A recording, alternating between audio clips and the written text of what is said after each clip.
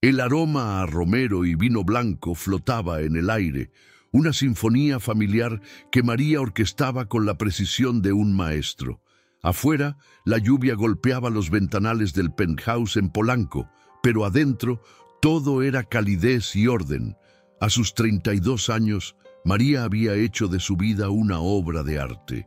Cada cojín, cada libro en la estantería, cada plato que preparaba, era una pincelada en el lienzo de la felicidad perfecta que compartía con Ottavio.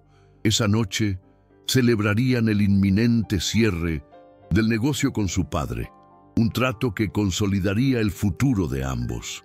Mientras removía el risotto, sus ojos miel, usualmente llenos de una confianza casi infantil, brillaban con orgullo.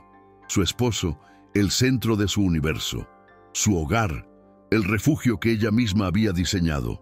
No podía pedir más. El sonido de la voz de Ottavio llegó desde el despacho, un murmullo amortiguado por la puerta entreabierta. Hablaba por teléfono, seguramente ultimando detalles. María sonrió. Su Ottavio, siempre tan dedicado. La llamada pareció terminar, pero él olvidó colgar. Un silencio se extendió por la línea abierta, un vacío que pronto fue llenado por la misma voz de su esposo, ahora transformada. Era un susurro cargado de una intimidad que la heló hasta los huesos, una intimidad que no le pertenecía a ella.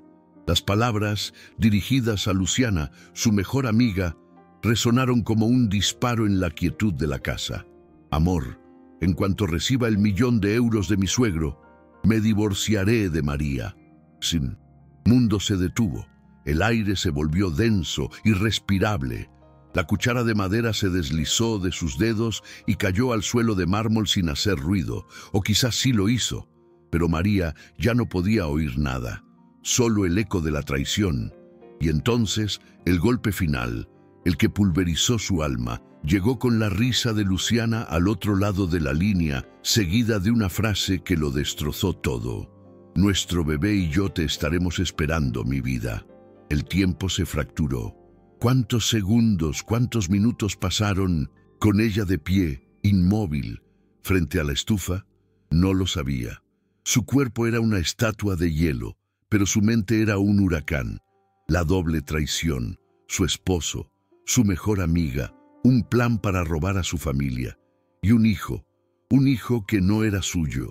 Cada palabra era un clavo atravesando su pecho. Recordó de pronto las últimas semanas, la extraña distancia de Ottavio que ella había atribuido al estrés del negocio, las llamadas que cortaba abruptamente cuando ella entraba en la habitación. Él le decía que eran inversores, que todo era confidencial, y ella, por supuesto, le había creído. ¿Por qué no lo haría? ¿Y Luciana? Luciana había estado más presente que nunca. La visitaba casi a diario, con sus ojos llenos de una falsa compasión. «Te veo cansada, amiga», le decía mientras le sobaba la espalda. «Ottavio está bajo mucha presión. Tienes que ser paciente con él». Hace solo 3 días se habían sentado en ese mismo sofá, bebiendo té. Luciana se había tocado el vientre con una sonrisa misteriosa. «¿No sería maravilloso que quedáramos embarazadas al mismo tiempo?», había dicho. En ese momento, a María le pareció un comentario tierno, un sueño compartido.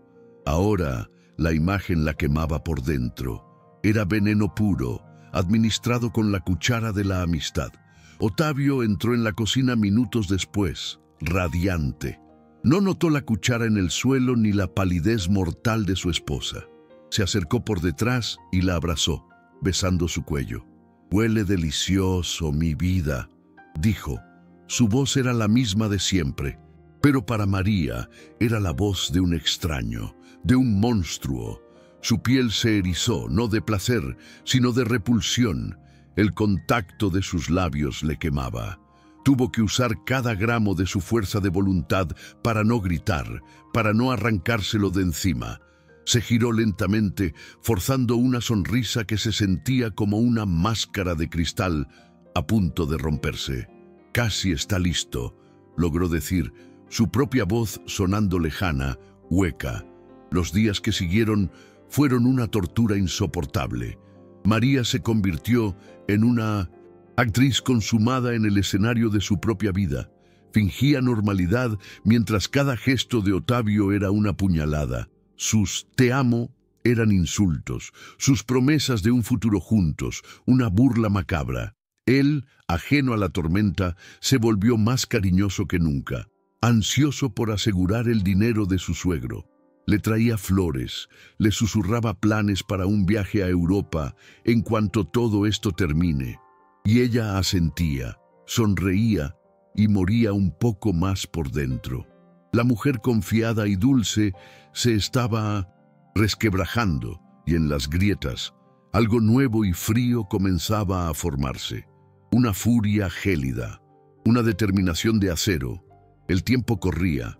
La fecha de la transferencia del €1.000.000 se acercaba y María sabía que el telón de su vida, tal como la conocía, estaba a punto de caer.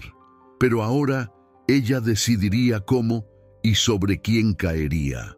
El risotto se enfrió en la estufa. La cena nunca se sirvió. Esa noche, María se movió por la casa como un fantasma, respondiendo a Ottavio con monosílabos mientras él, eufórico por el negocio que creía cerrado, no notaba nada. Se metió en la cama y sintió el peso de su cuerpo junto al suyo, un calor que ahora le producía una náusea helada. Cada respiración de él era un recordatorio de la mentira. Cerró los ojos, pero el sueño no llegó. En su lugar, vio la cara sonriente de Luciana, su mano en el vientre, y escuchó el eco de la traición una y otra vez, una sinfonía macabra que no la dejaba en paz. La mujer que había construido su mundo sobre la confianza absoluta se había desmoronado en un instante. Ahora, en su lugar, solo quedaban escombros y un silencio ensordecedor. Los siguientes días fueron un ejercicio de autocontrol sobrehumano. María se levantaba, se vestía con la misma elegancia de siempre, pero sus ojos miel habían perdido su brillo. Eran dos pozos oscuros que reflejaban un abismo. Ottavio, ajeno a todo, la colmaba de atenciones. Le traía café a la cama, le hablaba de los planos para su futura casa de campo, la besaba con una urgencia que buscaba asegurar su premio, y ella soportaba su tacto, su voz, su presencia. Le devolvía sonrisas que no llegaban a sus ojos y asentía a planes que sabía que nunca se cumplirían. Era una actriz en la obra más cruel y el escenario era su propio hogar. Por las noches, cuando él dormía, ella se sentaba junto a la ventana, mirando las luces de la ciudad y sintiendo cómo el dolor se solidificaba dentro de ella, transformándose en algo más duro, más frío, en hielo. La llamada de Luciana llegó el miércoles. Su voz sonaba alegre, despreocupada. «Amiga, ¿cómo estás? Tenemos que vernos. Tengo tantas cosas que contarte». María sintió que el aire se le escapaba de los pulmones. Cada palabra era una aguja envenenada. Aceptó encontrarse con ella en su cafetería favorita de la Roma, un lugar donde habían compartido cientos de secretos y risas. Ahora se sentía como un matadero. Luciana llegó radiante, con un vestido que ya insinuaba su embarazo. Se sentó frente a María y con una complicidad nauseabunda le tomó la mano. «Te noto tan seria últimamente», dijo, fingiendo preocupación. «Es por la presión de Ottavio, ¿verdad? Pobrecito, ha estado trabajando tanto por ustedes». Fue en ese momento, mientras Luciana hablaba de lo maravilloso que sería criar a sus hijos juntos, que algo dentro de María se rompió definitivamente. Pero no fue un colapso de tristeza, fue una fractura limpia, afilada. Vio con una claridad aterradora la red de engaños que habían tejido a su alrededor. Vio la condescendencia en los ojos de su mejor amiga, la arrogancia de su esposo. Ellos no solo la habían traicionado, la habían subestimado. La habían visto como una pieza bonita y dócil en su tablero de ajedrez, un medio para un fin. La rabia, una fuerza volcánica que no sabía que poseía, subió por su garganta quemándolo todo. Ya no había lágrimas, solo fuego. Se despidió de Luciana con una sonrisa gélida y una promesa de verse pronto. Caminó hasta su auto con una calma que la asustó a ella misma. Se sentó al volante, pero no encendió el motor. Se miró en el espejo retrovisor.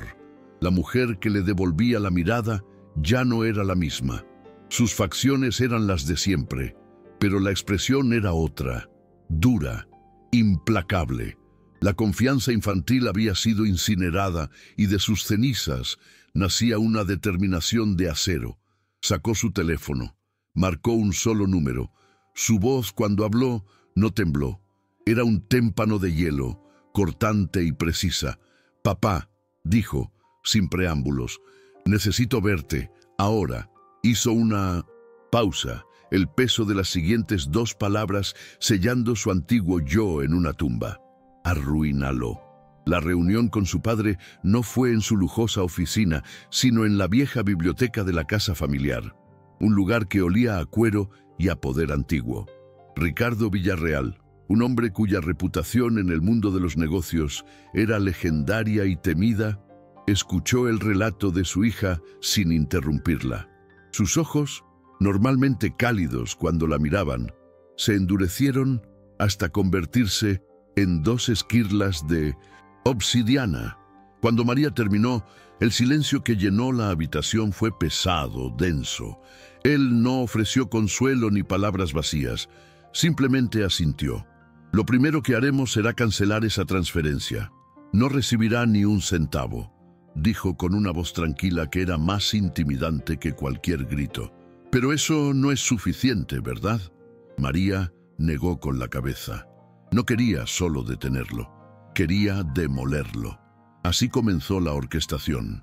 María, la arquitecta de interiores que diseñaba espacios para la felicidad, se convirtió en la arquitecta de la ruina. Junto a su padre y su equipo de abogados e investigadores, trazó el plan con una frialdad metódica.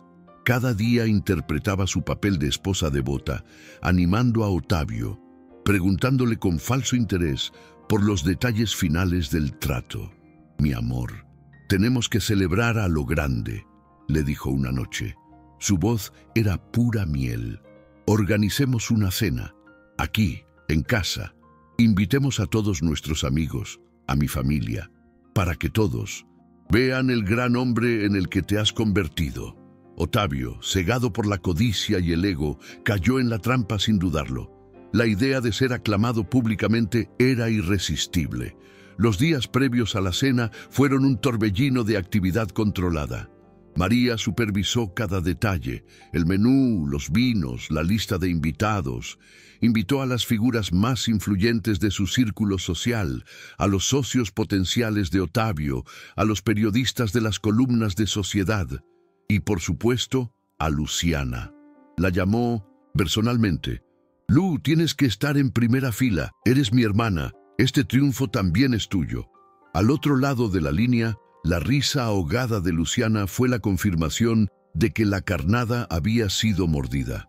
La noche de la cena, mientras se ponía un vestido rojo sangre, María se miró al espejo. La mujer que veía ya no era una víctima, era una depredadora. El telón estaba a punto de levantarse, y ella sería la única que quedaría en pie cuando todo terminara. La noche de la cena, el penthouse, era un escenario perfecto para la mentira perfecta.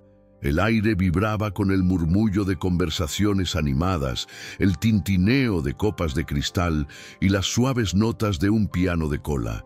María, enfundada en un vestido rojo que parecía tallado sobre su cuerpo, se movía entre los invitados con una gracia que desmentía la tormenta en su interior. Cada sonrisa que ofrecía era una obra de arte de la contención. Cada palabra amable, una daga afilada que mantenía oculta.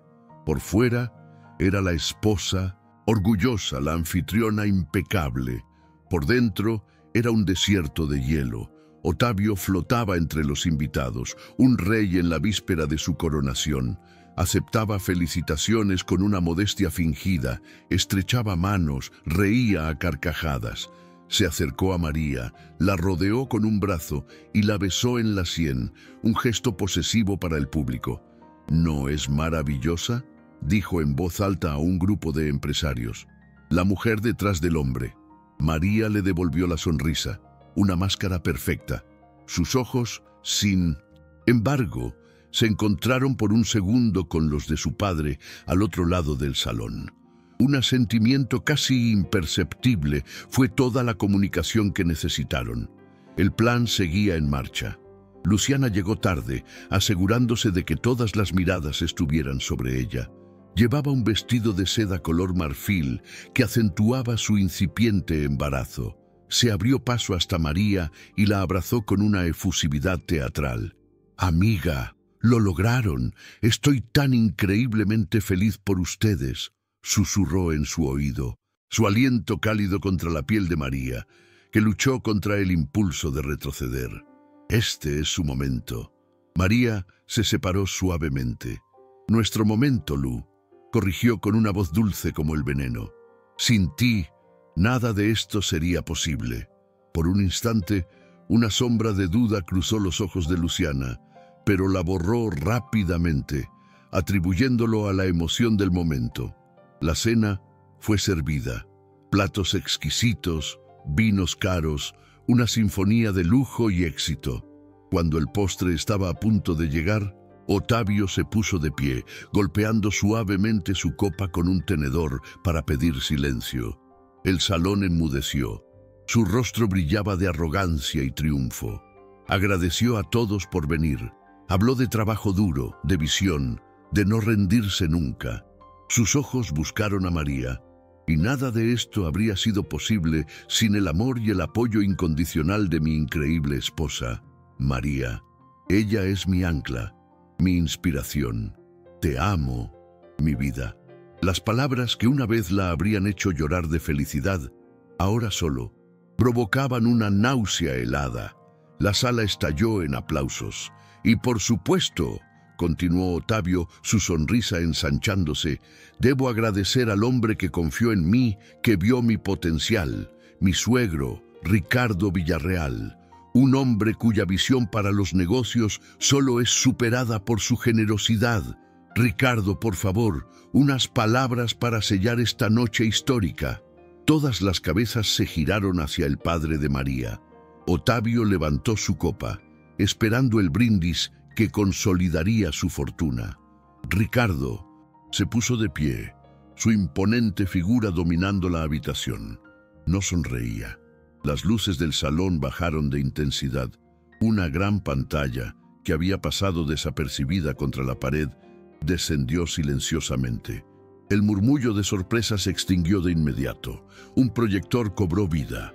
«Esta noche», comenzó Ricardo, su voz no era un grito, sino un trueno bajo y controlado que resonó en el silencio absoluto, «no celebramos un negocio, celebramos la verdad». La cara de Ottavio pasó de la confusión a una incipiente alarma. En la pantalla no apareció el logo de ninguna empresa, aparecieron hojas de cálculo, extractos bancarios, documentos legales. Ricardo, con la precisión de un cirujano, comenzó a diseccionar la vida financiera de Ottavio. Expuso las deudas ocultas que ascendían a cientos de miles. Detalló las inversiones fallidas, el dinero desviado de proyectos anteriores. Cada cifra era un clavo en el ataúd de la reputación de Ottavio. Se oyeron jadeos ahogados entre los invitados. El rostro de Ottavio era una máscara de cera que comenzaba a derretirse. «Este no era un proyecto de inversión», declaró Ricardo. «Era un rescate desesperado, un intento de estafa». Ottavio se levantó de un salto. «Esto es una calumnia, es una locura. No sé de dónde sacaste esa basura». Pero nadie le prestaba atención. Todos estaban hipnotizados por la pantalla, y entonces llegó el golpe de gracia. La pantalla se volvió negra y un archivo de audio comenzó a reproducirse. La voz de Ottavio, íntima y conspiradora, llenó cada rincón del penthouse. «Amor, en cuanto reciba el €1.000.000 de mi suegro, me divorciaré de María». Un silencio sepulcral cayó sobre la sala. Era un silencio tan profundo que parecía absorber todo el aire. Cada invitado, cada amigo, cada socio se quedó congelado. Los ojos de todos se clavaron en Ottavio, luego en María, que permanecía sentada, inmóvil, su rostro una expresión de calma aterradora. Y justo cuando el shock parecía insuperable, la risa de Mundo Centrin, una mujer resonó en los altavoces, una risa alegre y cómplice, la voz de Luciana. «Nuestro bebé y yo te estaremos esperando, mi vida». Si el silencio anterior fue sepulcral, el que siguió fue el del fin del mundo. Todas las miradas se desviaron hacia Luciana. Se había encogido en su asiento, su rostro pálido como el de un fantasma, sus manos protegiendo instintivamente su vientre. El color marfil de su vestido ahora parecía el de una mortaja. El escándalo era total, la humillación absoluta y pública. Ottavio, atrapado, se volvió hacia María con los ojos desorbitados por la furia y el pánico. «¡Tú!», siseó, la palabra cargada de veneno. «¡Tú lo sabías!». María finalmente lo miró. No había lágrimas en sus ojos. No había dolor. Solo un vacío gélido, un abismo donde antes había amor. Lentamente se puso de pie. No dijo una palabra. Su silencio fue más elocuente que cualquier grito. El caos estalló. Los invitados, incómodos y horrorizados, comenzaron a levantarse, a buscar sus abrigos, a huir de la escena del crimen social. Luciana, sollozando histéricamente, intentó acercarse a María. «María, por favor, yo puedo explicarlo». María ni siquiera la miró. Le dio la espalda, un gesto de desprecio final y definitivo que la borró de su existencia. Fue como si Luciana hubiera dejado de existir. Ottavio, completamente desquiciado, se abalanzó hacia Ricardo. «Viejo infeliz, me arruinaste». Antes de que pudiera dar 2 pasos, 2 hombres de seguridad, que habían estado discretamente apostados cerca de la entrada, lo interceptaron, sujetándolo con firmeza. Lo arrastraron fuera del apartamento, sus gritos e insultos resonando por el pasillo hasta que la puerta se cerró, cortando el sonido de golpe. El salón, antes vibrante de vida, quedó desierto en minutos. Solo quedaban los restos de la fiesta, copas a medio beber, servilletas arrugadas y el eco de una vida destrozada. María permanecía de pie en medio de las ruinas. El vestido rojo sangre era ahora el uniforme de una general, tras una batalla ganada a un costo terrible. Ricardo se acercó y puso una mano sobre su hombro. Ella no se movió, solo cerró los ojos y tomó una profunda bocanada de aire. Era el primer aliento verdaderamente libre que había tomado en semanas. El silencio que quedó no era de paz, sino de aniquilación. Y en medio de esa devastación, la reconstrucción, dolorosa y necesaria, estaba a punto de comenzar. El silencio que siguió a la tormenta fue más devastador que el ruido. Cuando la última puerta se cerró, dejando tras de sí el eco de la humillación, María se quedó de pie en el centro de su sala, un campo de batalla sembrado de copas abandonadas y sueños rotos. El vestido rojo, que horas antes había sido su armadura, ahora se sentía como una herida abierta. Su padre, Ricardo, se acercó a ella, no para abrazarla, sino para pararse a su lado, un pilar silencioso en medio de la devastación. No pronunció palabras de consuelo. No había consuelo para una herida como esa. Simplemente dijo con una voz grave y definitiva: «Se acabó, hija». Y en esas 3 palabras, María sintió el peso de un final y muy débilmente la posibilidad de un comienzo. Los días que siguieron no fueron de llanto, sino de una anestesia helada. El penthouse, su obra maestra de calidez y amor, se había convertido en un mausoleo. Cada objeto, cada rincón, estaba impregnado del fantasma de la traición. El sofá donde se había reído con Luciana. La cocina donde había cocinado para Ottavio, el balcón donde habían planeado un futuro que era una mentira. El aire era irrespirable, denso con recuerdos envenenados. No podía quedarse allí, no podía ser la guardiana de su propia tumba. Al tercer día tomó una decisión. No fue un arrebato emocional, sino un acto quirúrgico. Llamó a una empresa de mudanzas de lujo con una sola instrucción: empaquen cada objeto, cada mueble, cada libro. Llévenlo todo a un almacén. Quiero las paredes desnudas. Luego llamó a los abogados. Su voz, al otro lado de la línea, era irreconocible. Era fría, precisa, sin rastro de la mujer que una vez fue. Quiero el divorcio. Inicien los trámites hoy mismo. No quiero nada de él, solo quiero mi apellido de vuelta y que desaparezca de mi vida, sin concesiones. Colgó el teléfono. No hubo lágrimas, solo un vacío inmenso. Se mudó de vuelta a la casa de su infancia, a su antiguo cuarto con vistas al jardín. Pero la seguridad de esas paredes ya no la reconfortaba. Las noches eran las peores. En la oscuridad, la armadura de frialdad se agrietaba y el dolor se filtraba como un veneno helado. Veía sus rostros, escuchaba sus voces, sentía el peso de la doble traición aplastándola.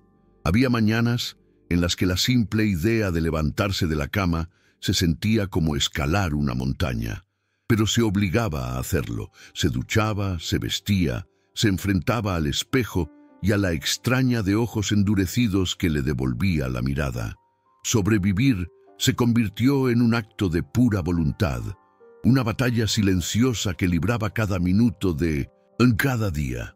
Un mes después, su padre entró en su estudio. Ella estaba sentada frente a un lienzo en blanco, sin haber trazado una sola línea. Ricardo no le preguntó cómo se sentía. En su lugar, dejó una carpeta gruesa sobre la mesa. «Hay un proyecto inmobiliario en la cartera de la empresa», dijo. Su tono era de negocios, no de un padre preocupado. «Está en la colonia Doctores, un edificio viejo que compramos hace años y que nadie ha sabido qué hacer con él. Está perdiendo dinero. Es un desastre». María lo miró sin comprender. ¿Por qué le contaba eso? Él la miró fijamente, sus ojos viendo más allá de la fragilidad, reconociendo el acero que se había forjado en su interior. Los arquitectos dicen que es mejor demolerlo. Los financieros dicen que es mejor venderlo a pérdida. Yo digo que tiene potencial. Hizo una pausa, dejando que las palabras calaran. No te estoy pidiendo que lo decores, María.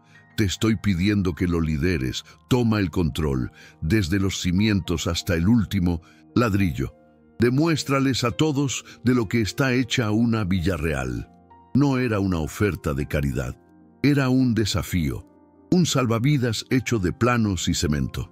María abrió la carpeta. Las fotos mostraban un edificio decrépito, con las ventanas rotas y las paredes cubiertas de grafitis. Era feo, estaba herido, abandonado. Y en esa ruina, por primera vez en semanas, sintió algo más que dolor. Vio un reflejo. Vio la oportunidad no solo de construir un edificio, sino de reconstruirse a sí misma. Levantó la vista, y en sus ojos miel ya no había vacío. Había una chispa, una llama fría y decidida. «Acepto», dijo, y esa sola palabra fue el primer ladrillo de su nueva vida. El polvo de ladrillo se le metía en los pulmones, un sabor áspero y terrenal que contrastaba brutalmente con el recuerdo del aroma a romero y vino blanco de su antigua cocina. María se paró en medio del esqueleto del edificio de la Doctores, con un casco blanco cubriéndole el cabello y unas botas de trabajo manchadas de cemento, en lugar de los tacones de diseñador. Las paredes descarapeladas, los hierros oxidados que se asomaban como costillas rotas, el eco de sus pasos en el silencio, todo era un reflejo de su propio estado interior. Era una ruina, pero una ruina con buenos cimientos. Y eso, se dijo a sí misma, era más que suficiente para empezar. La primera reunión con el equipo de ingenieros y arquitectos fue una prueba de fuego. Eran hombres mayores, con décadas de experiencia y una condescendencia apenas disimulada en la mirada. La vieron como lo que era, la hija del jefe, una niña rica jugando a ser constructora. El ingeniero principal, un hombre corpulento llamado Armando, se lo dejó claro. Señorita Villarreal, con todo respeto, esto no es elegir cortinas. Aquí hay que lidiar con permisos, sindicatos, con la realidad. No levantó la voz, pero su tono era una caricia helada de desprecio. María no se inmutó. Dejó que terminara su discurso velado, y luego, con una calma que sorprendió a todos, incluyéndola a ella misma, desplegó un plano sobre la mesa polvorienta. No era el plano original.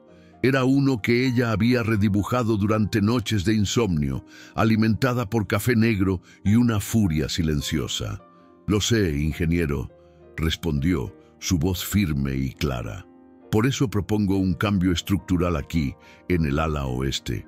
Si reforzamos estas vigas, no solo ahorramos un 12% en acero, sino que ganamos un espacio de doble altura que podemos convertir en lofts. Aquí están los cálculos de viabilidad y el presupuesto preliminar». El silencio que siguió fue denso, pesado. Armando tomó los papeles, sus ojos recorriendo las cifras. Por primera vez la miró sin condescendencia, la miró como a una igual. Los meses que siguieron fueron una inmersión brutal en un mundo que desconocía. María llegaba al amanecer antes que los obreros y se iba mucho después de que se apagara la última luz. Aprendió a leer el lenguaje del concreto, a entender la tensión del acero, a negociar con proveedores que intentaban inflar los precios al verla. Cambió las galerías de arte por casas de materiales y las cenas de gala por comidas rápidas en su camioneta, con los planos extendidos sobre el tablero. Su cuerpo dolía, sus manos, antes perfectas, ahora tenían callos. Estaba exhausta, pero de una manera extraña, se sentía más viva que nunca. Hubo momentos en que la fachada casi se derrumba. Una tarde, mientras supervisaba la demolición de un muro interior, un obrero encontró una pequeña caja de música oxidada entre los escombros. Al abrirla, una melodía tintineante y rota llenó el aire. Por un instante, la melodía la transportó a su penthouse, a una noche en que Ottavio le había regalado una joya, su risa resonando en la habitación. El dolor fue un golpe físico, tan agudo que le cortó la respiración. Tuvo que apoyarse en una columna para no caer, cerrando los ojos con fuerza, luchando contra el fantasma. Pero no lloró. Respiró hondo, sintiendo el polvo en su garganta, y usó el dolor como combustible. Se enderezó y le dijo al capataz, con la voz un poco ronca: «Continuemos. Quiero este muro abajo para mañana». El punto de inflexión llegó con las lluvias. Una tormenta torrencial inundó los cimientos, amenazando con retrasar el proyecto semanas y costar una fortuna. El pánico se apoderó del equipo. Armando le presentó el peor escenario, hablando de pérdidas y plazos incumplidos. Esa noche, mientras la lluvia golpeaba las ventanas de su viejo cuarto, María no durmió.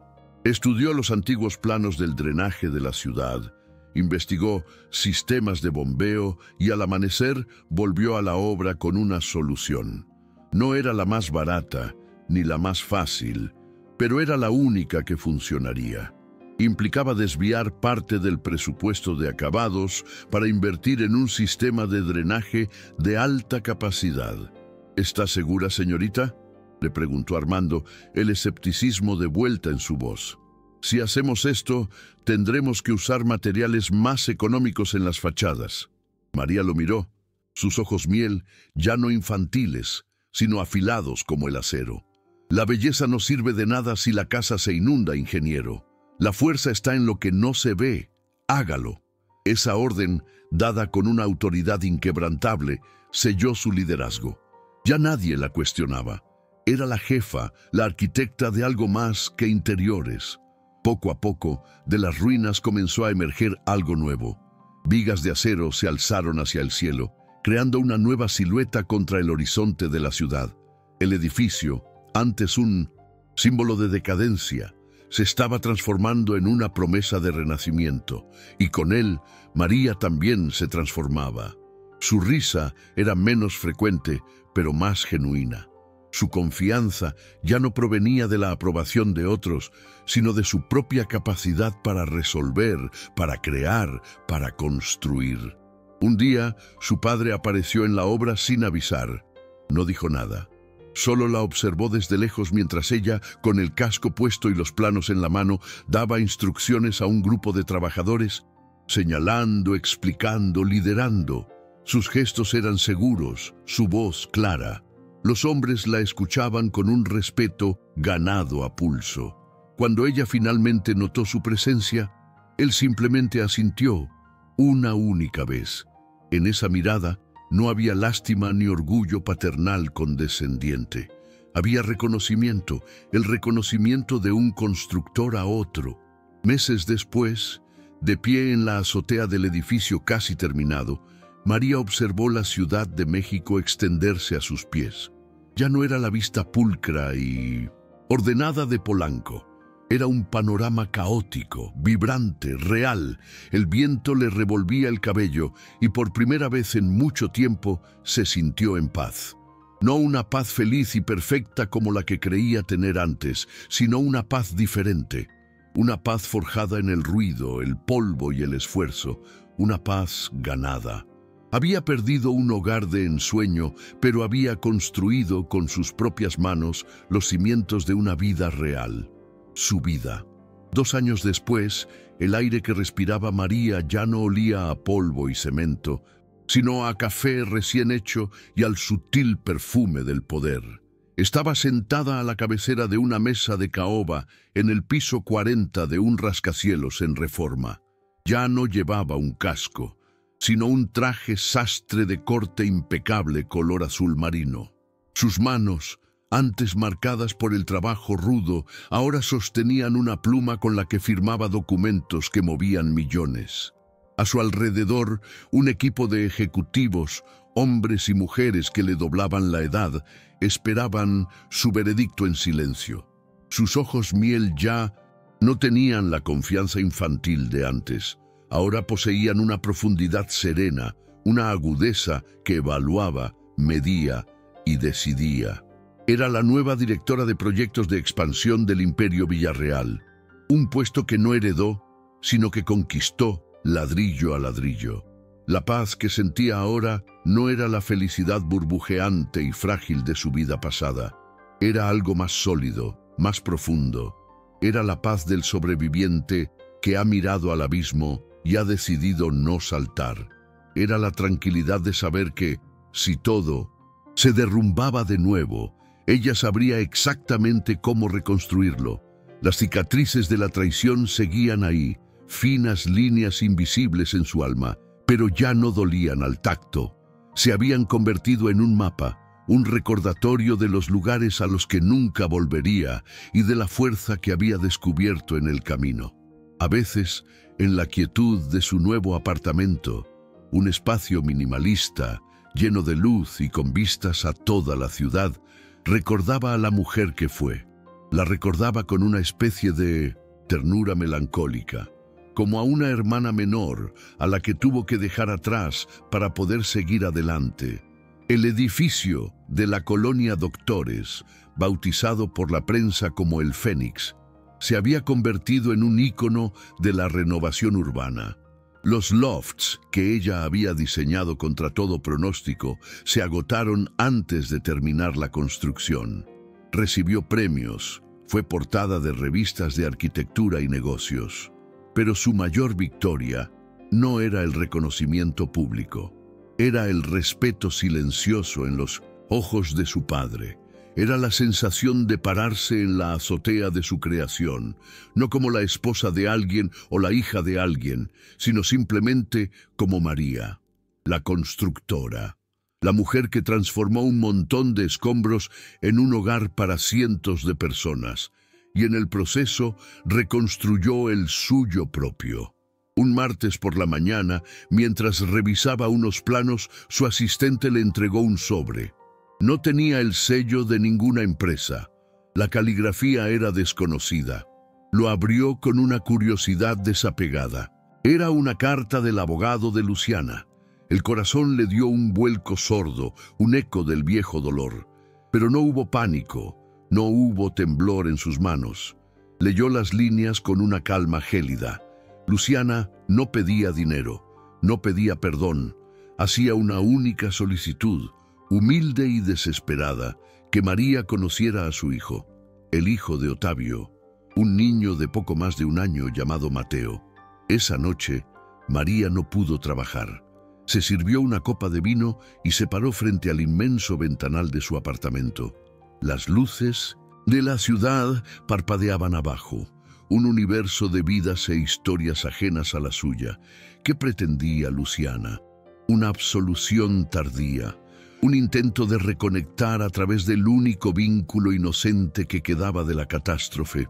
La primera reacción, visceral y amarga, fue decir que no, romper la carta y olvidarlo.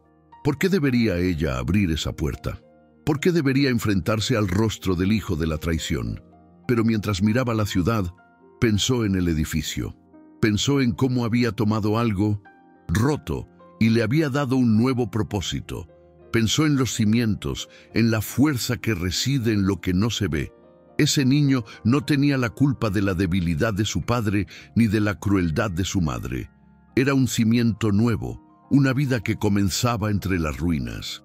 Negarse a verlo sería permitir que el veneno del pasado siguiera corriendo por sus venas, que la amargura dictara sus decisiones. Y ella ya no era esa mujer, ya no era una víctima reaccionando al dolor. Era la arquitecta. Ella decidía qué muros derribar y qué puentes construir. Tomó su teléfono y escribió un breve mensaje al abogado. Acepto. El sábado a las 10 en el Parque Lincoln. Estaré sola. No dio espacio para negociaciones. Eran sus términos. El poder, había aprendido, no residía en la venganza, sino en el control absoluto de la propia narrativa. El sábado por la mañana, el sol bañaba el parque con una luz dorada. María caminaba por el sendero, sus pasos firmes sobre la tierra. No llevaba un traje sastre, sino unos jeans y una sencilla camisa blanca. Se sentía ligera, libre. No sabía qué sentiría al ver al niño. No sabía qué diría. Pero por primera vez, el futuro no le daba miedo, porque había aprendido la lección más importante de todas, que no importa cuán devastadora sea la tormenta, cuán profundo sea el derrumbe, siempre es posible volver a levantarse. Uno puede recoger los pedazos, no para reconstruir lo que fue, sino para crear algo nuevo, algo más fuerte, algo inquebrantablemente propio. Comenta desde qué país estás viendo este video. Y si quieres escuchar más historias de coraje y renacimiento, suscríbete al canal.